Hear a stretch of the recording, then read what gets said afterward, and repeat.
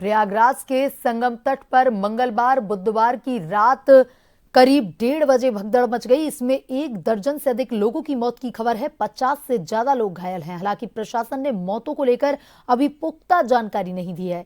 भगदड़ के बाद प्रशासन के अनुरोध पर सभी 13 अखाड़ों ने आज मौनी अमावस्या का अमृत स्नान रद्द कर दिया था। इसके बाद अखाड़ों ने बैठक की। इसमें तय हुआ कि 10 बजे के बाद अमृत स्नान करेंगे। सूत्रों के मुताबिक अफवाह के चलते संगम नोच पर भगदड़ मची। कुछ महिला जमीन पर गिर गई और लोग उन्हें कुचलते हुए निकल गए। हादसे के बाद 70 से ज्यादा एम्बुलेंस संगम तट पर पहुंची। इनसे घायलों और मृतकों को अस्पताल ले जाया गया। हादसे के बाद संगम तट पर एनएसजी कमांडो ने मोर्चा संभाल लिया। संगम नोज इलाके में आम लोगों की एंट्री को बंद कर दिया गया है। भीड़ और न बढ़े इसलिए प्रयागराज शहर की सीमा वाले सभी जिलों में श्रद्धालुओं की एंट्री रोक दी गई है।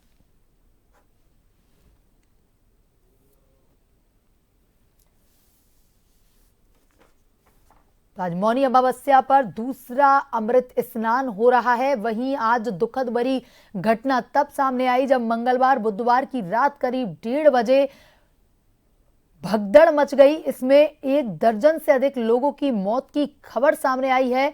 50 से ज्यादा लोग घायल बताए जा रहे हैं। हालांकि प्रशासन ने मौतों को लेकर के कोई भी पुख्ता जानकारी अभी नहीं दी है।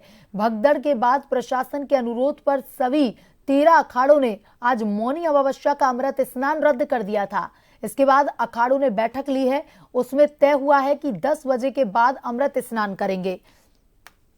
बता दें कि कुंभ मेले की परंपरा के अनुसार 3 संप्रदाय सन्यासी, बैरागी और उदासीन से जुड़े अखाड़े संगम पर पवित्र डुबकी लगाते हैं। लेकिन जब ये दुखद भरी खबर सामने आई तो महानिर्वाणी अखाड़ा निकल चुका था अमृत स्नान के लिए, लेकिन उसे फिर वापस लौटना पड़ा खबर सुनने के बाद।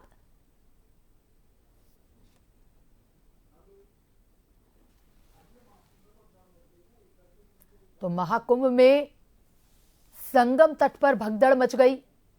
पुलिस प्रशासन ने हालांकि मोर्चा संभाल लिया। कई एम्बुलेंस वहां पर पहुंच चुकी थी।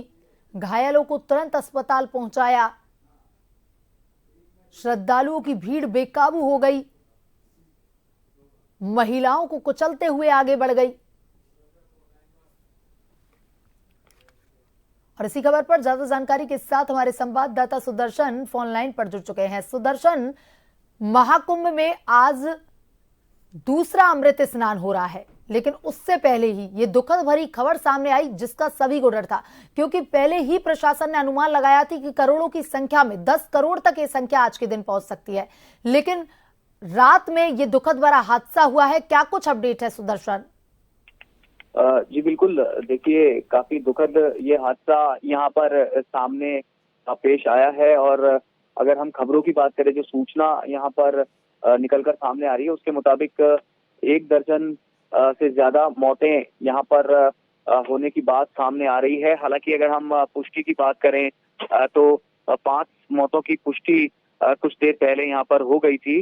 वहाँ जो हालात की बात करें तो रोते बिलखते लोग हैं जो अपनों को वहां पर खोज रहे हैं। जो तस्वीरें वहां से निकलकर सामने आ रही हैं उनमें हम देख पा रहे होंगे कि जो लोग हैं उनके जो कपड़े हैं, उनके जो जूते हैं, जो पीछे चीजें छूट गई हैं वो हैं। पुलिस वहां स्थिति को नियंत्रण में कर चुकी है। ये भी वहां से सूचना निकलकर सामने आ रही है। अस्थायी तौर पर वहां अमृत स्नान को रोका गया है। कुछ घंटे बाद संभवतः 11 बजे अमृत स्नान भी वहां पर दोबारा शुरू हो जाएगा। और आपने जिस तरीके से कहा कि ये आशंका भी जताई जा रही थी, कुछ यहाँ पर फेलियर जरूर निकलकर सामने आएगा श्वेता, क्योंकि इतना बड़ा आयोजन और इतनी बड़ी यहाँ पर चूक हुई है, हादसा यहाँ पर हुआ है, उसमें कौन जिम्मेवार है, जांच भी निश्चित तौर पर इसकी होगी। बहरहाल राजनीति भी यहाँ पर शुरू हो गई है। अखिलेश यादव ने महाकुंभ में जो भगदड़ मची है उसके लिए योगी सरकार को घेरा है। उन्होंने अपील भी की है। अगर हम यहाँ पर बात करें तो अफवाहों पर ध्यान नहीं देने की सबसे ज्यादा जरूरत है। जिम्मेदार मीडिया है, जन टीवी, हमारी भी जिम्मेदारी बनती है कि जो पुख्ता खबरें हैं उसी के ऊपर ध्यान दे जो दर्शक हैं, क्योंकि जन टीवी हमेशा सबके साथ खड़ा रहा है। इस समय मुख्यमंत्री योगी आदित्यनाथ ने भी अपील की है जनता से कि किसी भी तरह की अफवाह पर ध्यान ना दें, क्योंकि बहुत तरह की रूमर्स, अफवाहें इस समय फैल रही है। अमृत स्नान जो है वो हो जाएगा 11 बजे के आसपास, जो अस्थायी तौर पर रोका गया है। यदि स्थिति पूरी तरीके से नियंत्रित होती है तो स्थिति फिलहाल यहाँ अगर हम बात करें तो नियंत्रण में है। राजनीति जरूर, क्योंकि इतना बड़ा यहाँ पर हादसा हुआ है तो जाहिर सी बात है कि राजनीति इस पर होनी थी। राजनीति यहाँ पर शुरू हो चुकी है।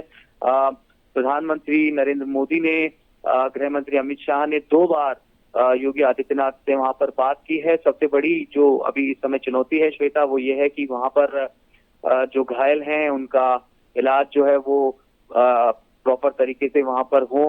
कोई वहां पर छूट तो नहीं गया है, कोई वहां उनकी परेशानी जो है किसी तरह की नहीं आए, और अफवाहें वहां पर सबसे बड़ी बात है कि नहीं फैले। इसमें पूरा शासन और प्रशासन जुटा हुआ है। जी सुदर्शन, प्रयागराज महाकुंभ जो है वो बेहद बड़ा आयोजन है, प्रशासन के सामने भी बड़ी चुनौती है। करोड़ों श्रद्धालु वहां पर पहुंच रहे हैं, तो जन टीवी की यही अपील है कि लोग सावधानी बरतें। जी सुदर्शन, तमाम जानकारी के लिए धन्यवाद।